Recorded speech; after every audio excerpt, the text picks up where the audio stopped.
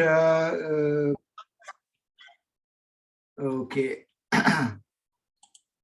had gone to Taiwan, and we now find that the People's Liberation Army, the Red Army of China, is invading Tibet, and by the end of 1950 is in control in Lhasa, and India and China have a border for the first time in recorded history. Now, the Tibetans are one of the first challenges that was thrown up to India as a consequence of this mutual border now being in place between China and Tibet. So India was sort of governed by the Congress Party at that time. Jawaharlal Nehru was the prime minister, and he said that he felt that we should not be getting onto a conflictual relationship with China, that China and India would rise together as two great Asian powers with mutual respect and mutual care for each other and each other's concerns, and that India would help China in any way that it could. Jawaharlal Nehru was in those days recognized as one of the great statesmen of the world. He had got India independence without so much of bloodshed, without fighting, by using non-violent methods by Mahatma Gandhi, and he was recognized all over the world as a great statesman. So Nehru, of course, felt that he would hold China's hand and bring it along, but China's leaders themselves were also very sort of self-centered, and they had a very high opinion of themselves. And they felt that they were much better than Jawaharlal Nehru and much more powerful and influential, and that Jawaharlal Nehru was being arrogant by trying to sort of take them along a certain path. So anyway, the relations sort of were stabilized by the agreement that China and Tibet signed. It was called the 17-point agreement.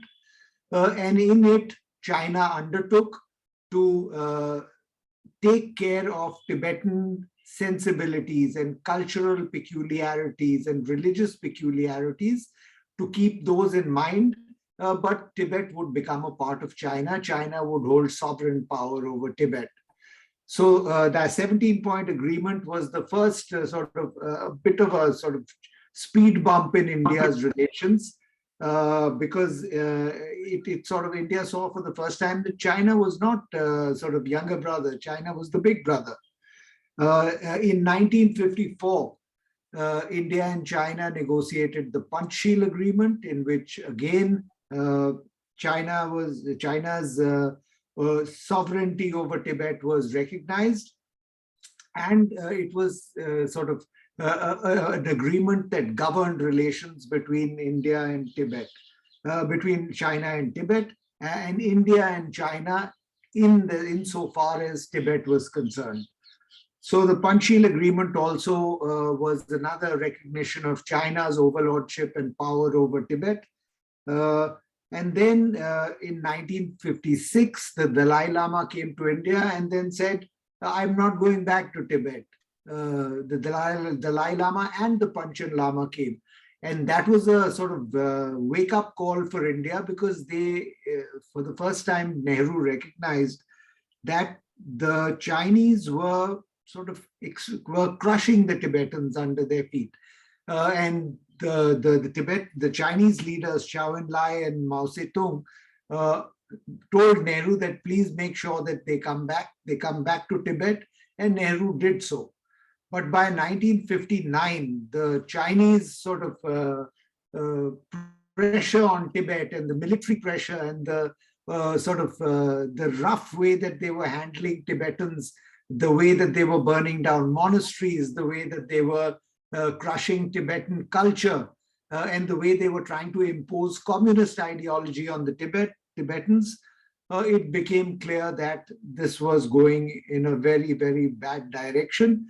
And the sort of the icing on the cake was when Dalai Lama in March 1959, along with his Khampa bodyguards, escaped from Tibet crossed into India, and Tibet became in full-fledged revolt against the Chinese, who of course crushed the revolt with a very heavy hand. So that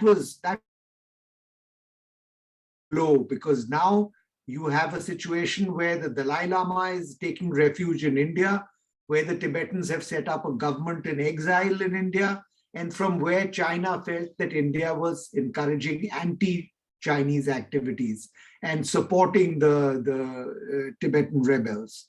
So this was a very sort of a friction point between India and China. There was also the border dispute that actually came to the surface at this point in 1959. And that was that for the first time on the 23rd of January 1959, the Chinese leaders wrote to Nehru a letter in which they acknowledged that there was a boundary dispute, and they said that this needs to be resolved on a one-to-one basis between the two sovereign countries, Tibet and, I beg your pardon, India and China, and that the boundary imposed by the colonial power, that was Britain, the boundary had by and large been, it had been in fact imposed by Britain, that needed to be replaced by a boundary that was to the mutual satisfaction of Tibet and of India and China. So you now had a boundary dispute, you now had a Dalai Lama dispute, you now had a Tibetan dispute, and you had a dispute where Mao Zedong felt that he was a greater world leader than Jawaharlal Nehru. In 1959, Chow Enlai came, Chinese officials came to India to try and resolve the boundary dispute, but it was not happening. There was sort of no meeting point. Nehru was under severe pressure from the right wing of the Communist Party, or leaders like Govind Ballabh Pant, Rajendra Prasad, who was the president at that time, Mahavir Tyagi, and so on. They said, we will not surrender even 1 inch of Tibetan, I beg your pardon, of Indian soil to the Chinese. So there was this very hardline position that was taken by both sides. Mao, this was the next sort of big inflection point. Mao Zedong felt that he was under a lot of pressure from his own party, the Great Leap Forward, where China had sort of imposed a very radical economic program on the countryside and collectivized farming and so on. That was taking place, and it was a miserable failure. There were millions of Chinese who were killed in the famine that resulted from it, and Mao Zedong was under severe pressure from within his own party. So Mao Zedong decided to sort of show his hardline credentials and what a tough leader he was. And one of the ways that struck him was to strike down India, to have a war against India, and to make sure that India was shown its place and Mao's place as a great leader would be cemented. So the opportunity came in 1962 with the Cuban Missile Crisis, where the United States and the Soviet Union were locked into a very, very dangerous nuclear standoff, where Russia had brought nuclear missiles into Cuba. America said, remove those missiles, otherwise we will attack you in Cuba. That would have meant nuclear war, and that would have meant the effective end of the human race on the planet, because there were just so many nuclear weapons at that stage already with the two nuclear powers. So the Cuban Missile Crisis had preoccupied all the leaders, and Mao Zedong said, this is the time to strike India, and he ordered the PLA to go into Arunachal Pradesh. So this was the golden opportunity that sort of Mao Zedong saw, and this was led to the 1962 war. Now, this was a two-phase war. It was a two-front war also and a two-phase war also. The two front wars were, the first was in NIFA, the Northeast Frontier Agency, which is today Arunachal Pradesh. and the second was in Ladakh. There was no real fighting in the central sector. That was a sort of a very small dispute. But at the end of the war, China was a comprehensive victor. India had been badly defeated. And there was this boundary dispute that continued to linger, where in the western sector, what is called the western sector, and which consisted primarily of Ladakh, there was about 35,000 square kilometers of disputed territory. In the central sector, there was about 5,000. Central sector is the boundary between what is now Uttarakhand and Himachal Pradesh on our side and Tibet on the other side. That was a relatively small dispute. And the big dispute was over the Northeast Frontier Agency, NIFA, which is today called Arunachal Pradesh. That was about 90,000 square kilometers. Now, I'll sort of draw one sort of interesting point to your attention, and that is that of this dispute, of this 130,000 square kilometer dispute, the bulk of that disputed territory is held by India. The whole of Arunachal Pradesh is held by India. That alone is 90,000 square kilometers. Central sector, much of it is held by India. So India is not in a very bad position in the thing. In the dispute, China holds about 35,000 square kilometers. India holds about 95,000 square kilometers. So that was the position at the end of the 1962 war. India withdrew its ambassador from Beijing. China had a sort of equally poor diplomatic relationship with India, and the two countries were in a hostile standoff. There continued to be armed clashes. There were two in particular, which must be noted. In 1967, the Chinese soldiers in Nathula, in Sikkim, but India by then much better prepared. It was in 1962. Caused a lot of casualties for them, saw less than 100 Indians. And then in 1987-88, Sumdarongchu was a small place in Arunachal Pradesh, where the Chinese again ingressed, and India then sort of confronted them, built up troops, put pressure on China, and they effectively sort of made the point that India would hold on to the territories that it has. In 1975, what happened was an interesting incident and a landmark one, where I beg your pardon, it was 5 Assam Rifles soldiers were killed in the area opposite Tawang, and that was the last time that Indian soldiers were killed until this incident that took place last year. So you have sort of this situation prevailing, and China, recognizing that they needed to improve relations with India, invited Rajiv Gandhi to Beijing in 1988. Rajiv Gandhi visited. Vajpayee also visited as Prime Minister in 2003. And a sort of network of agreements was set up between India and China, which it was felt would hold the border situation under control. So the mother agreement, as it is called in all of this, was the 1993 Peace and Tranquility Agreement on the Sino-Indian border. It was called that. And they agreed, India and China, that they would not use armed force to settle their disputes, that they would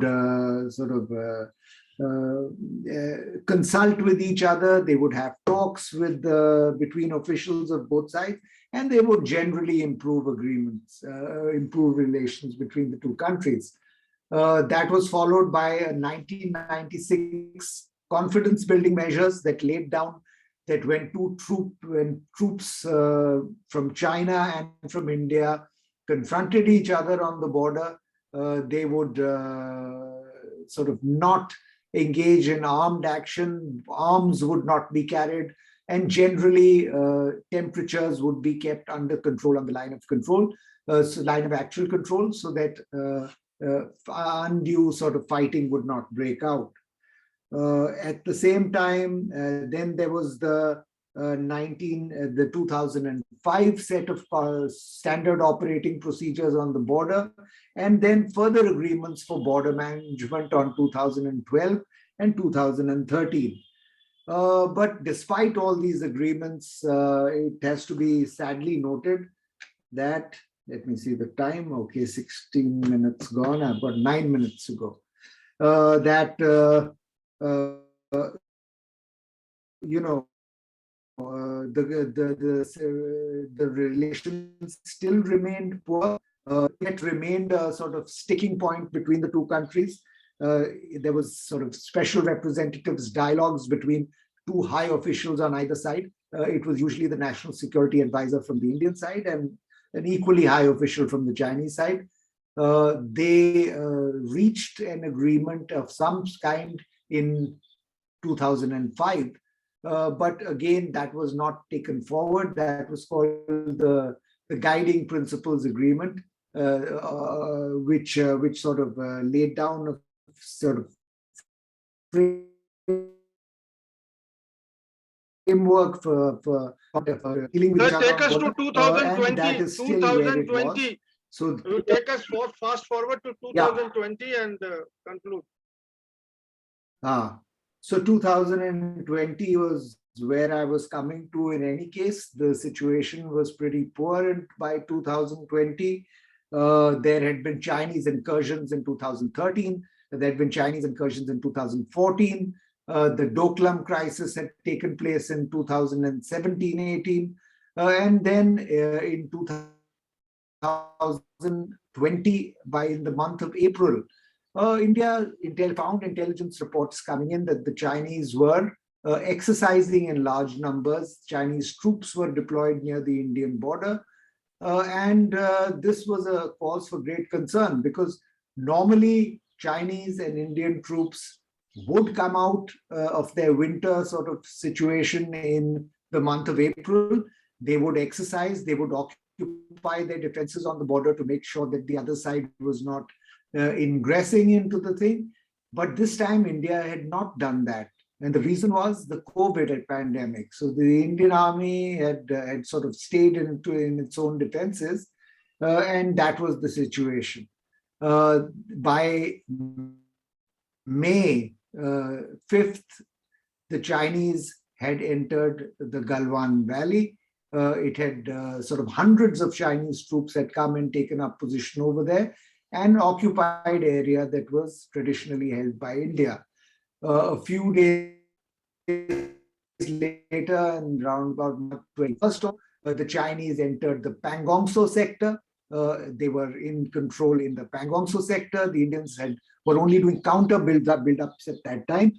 In June, there was this major clash that took place between the Indian side and the Chinese side. The Chinese sort of bludgeoned to death 20 Indian soldiers.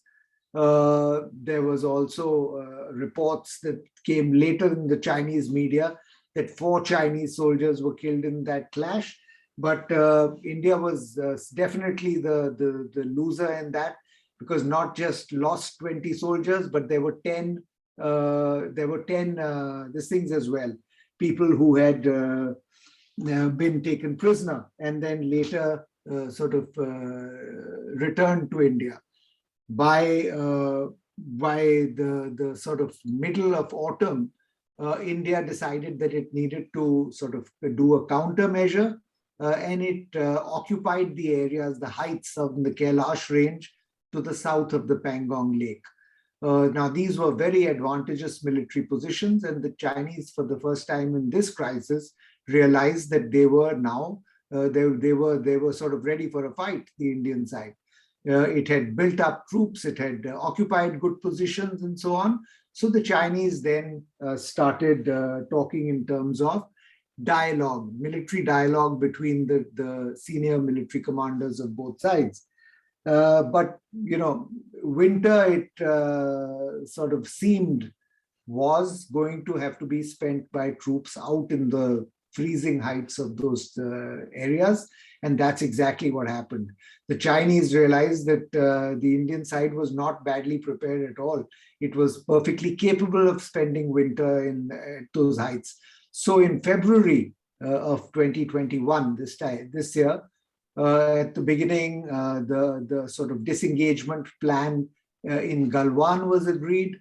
The disengagement plan in Pangong Lake was agreed to, and Indian and Chinese soldiers from both sides pulled back and created what is called a demilitarized zone. But the fact remains that the pullback was still and still remains advantageous to the Chinese. The Chinese have taken sort of control or taken access of areas which they didn't have before this crisis. And to that extent, the Indian side is still finding out ways of dealing with the situation so that it does not end up at a disadvantage. So there remain tensions. The Chinese have troops still remain deployed there in the heights of Ladakh. To the rear of the Chinese positions, they have extremely sophisticated and extremely large numbers of weapons like the S-400 missile, which would shoot down Indian planes anywhere in the Kashmir Valley when they were taking off. But India is not in too bad a position either, and the situation sort of remains at this juncture. I will call it off there, and I will leave you to ask questions. That's very nice of you to finish at a very crucial time. We have something about 12 minutes for the discussion, and let me quickly go first because I know that there are a lot of questions which may come. The first question is that how much India has lost its territory to China? That's the question number one. Let me one by one we just go by it. One, how much is the dark side of the Indian side, that the government is saying that we have not lost any territory, but you are saying you are the first person in the world to say that Chinese are inside the Indian territory. So we want to know exactly from you how much Indian territory is in the possession of the Chinese. The second thing is that this build-up, I mean, there was a talk some time back, I mean, quite a long time back, that the trade-off between Arunachal Pradesh and what you call Ladakh, that we will, Chinese said that you will take Arunachal Pradesh and you give me Ladakh. So how much that talk is in progress, or it has gone out of the wind or out of the window? So that's the two questions, and probably we think about later on. You just carry on with this. Okay. So first question is, how much territory has India lost? And that is a critical and crucial question.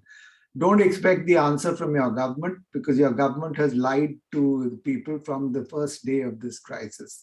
It has denied that China even came in. The Prime Minister said, "Na koi ghusa hai, na kisi ko hum ghusne denge," which means that nobody has entered Indian territory and we will not let anyone enter. These statements have all been proved wrong by sort of tragic circumstances, such as the deaths of 20 Indian soldiers in a clash. So we then come to the question of how much territory has been lost. It is difficult to quantify it in sort of exact square kilometer terms, but there are analysts who have done so. Remember that the Chinese have not come in on a broad front and captured a swathe of territory. They have come in pinpoints, in 5 different pinpoints, and captured territory to a different extent in each of these lines of attack. For example, in Depsang, which is to the north, they have entered about 15 kilometers into Indian territory. In Galwan, the losses after the demilitarization and so on, the losses barely 1 or 2 kilometers. In Hot Springs, in Gogra, it's a little more. In Pangong, it's about 8 kilometers. So if you draw a line connecting all of these things and then see from the earlier line of actual control, analysts have said that about 800 square kilometers of Indian territory has been lost to the Chinese. 800 square kilometers is a lot of square kilometers. We don't want like losing even 1 inch of our territory to anyone. And every Indian sort of soldier is committed to, I will defend every inch of Indian soil. So to lose 800 square kilometers is an insult for the army, and the army is extremely angry about it. Unfortunately, the government says that this never happened at all. So you have a situation where the government is saying one thing, the Chinese are saying the same thing as the government, and it is only a few journalists and the military who know what has happened, and they are saying that. So my answer to your question, sir, would be 800 square kilometers. Then your next question, which is the critical question, which is that from the 1950s, China has been offering an East for West swap or exchange. And what is the position of that offer? What is the East to West swap? It is the Chinese offer that we will keep what we got, what we have taken in the Western sector, that's in Ladakh. We will keep the whole of the Aksai Chin, and we will keep the little pin pockets that were there that we have taken in southern Ladakh. Why do the Chinese want to keep that? Because a very crucial Chinese highway, the Western highway, I beg your pardon, which is also known by its number G219, passes through the Aksai Chin. And that connects the Chinese province of Xinjiang with the Chinese province of Tibet, both of which are provinces that are very sensitive for the Chinese because they are there are separatist tendencies. There are people fighting against the central government in Beijing, and the Chinese want to be in full control of those provinces. So China is never going to give over control of Aksai Chin back to India for the simple reason that the Western Highway goes through that territory. What China was willing to give back, the east part of it, for which they were sort of willing to swap for the West, is Arunachal Pradesh. And you might well ask, why are they willing to give over Arunachal Pradesh when it is 90,000 square kilometers? It's the biggest part of the dispute. Why are we sort of expecting them to part with that? And the answer to that is because China does not really want all of Arunachal Pradesh. That was just a bargaining position that they asked for 90,000. What they want is 3 Buddhist pockets. One is around Tawang, the famous city of Tawang, where there's a very influential monastery, a Buddhist monastery. They want the area around Mechuka, and they want the area around Kibithu and Walong in the eastern tip of India. So the East for West offer was what Zhou Enlai was continuously giving Nehru in the late 1950s and early 1960s. Nehru, of course, under pressure from his own party, was saying, no, we will not give even 1 inch of Indian territory. After the 1962 war, China continued offering the East for West swap until 1985, when for the first time, Zhou Enlai said, there is no East for West swap. If you will also have to make meaningful concessions in the East, which is taken by the Indian people to mean that they would have to part with Tawang as well. So that East for West swap is now out of the window. Sir, now we just have little time and quick question and quick answer, and maybe somebody else would like to ask. The quick question is that the LAC has now become LOC. Will it ever become a LAC again, or the LOC is going to be the future trajectory between India and Chinese border? Well, I don't think the LAC has become the LOC just yet. There is only a few areas where there is tension, where there is sort of troop buildups and so on.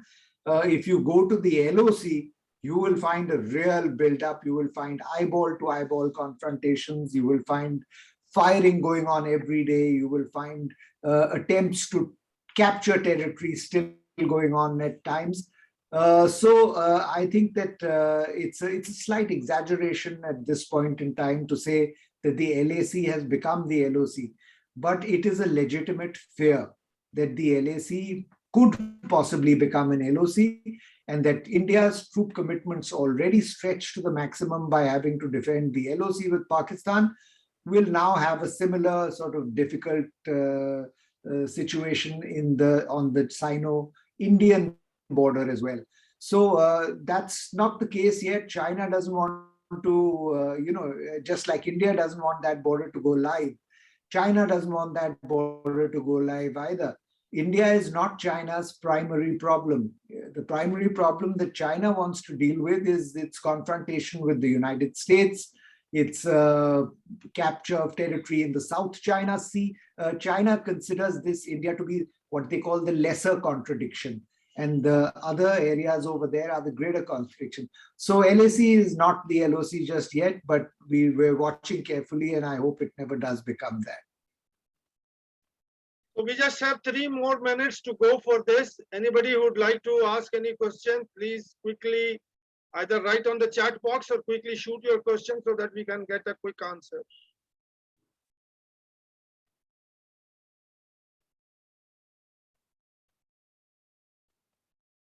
Anyone like to speak?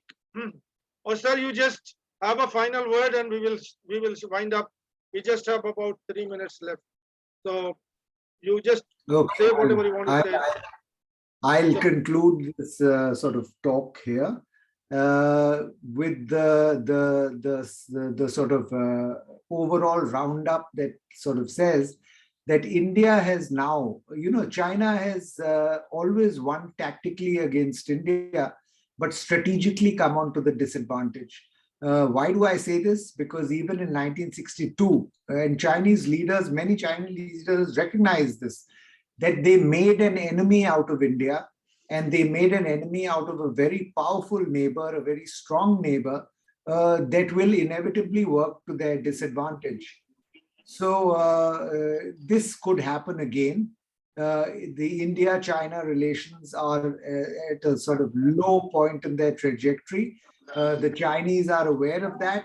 They would not like this. What's happening? Okay.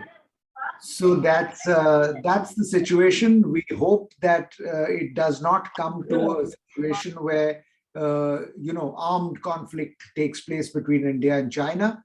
And this is where we stand right now.